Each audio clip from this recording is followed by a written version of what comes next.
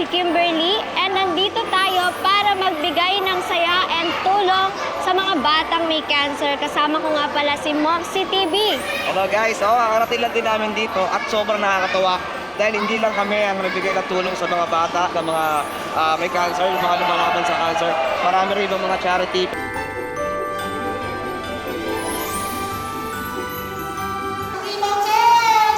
Maraming salamat po sa pagbisita sa Cavite Cancer Warrior Kids.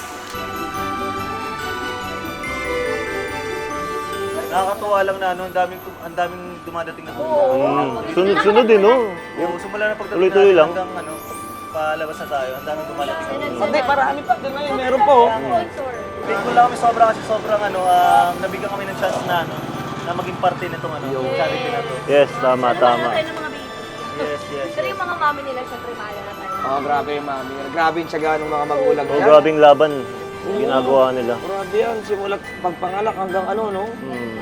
Pero happy kami kasi naging part din kami ng event na to para sa mga bata. Yes. Hindi yearly, monthly kamo to. Weekly! Weekly?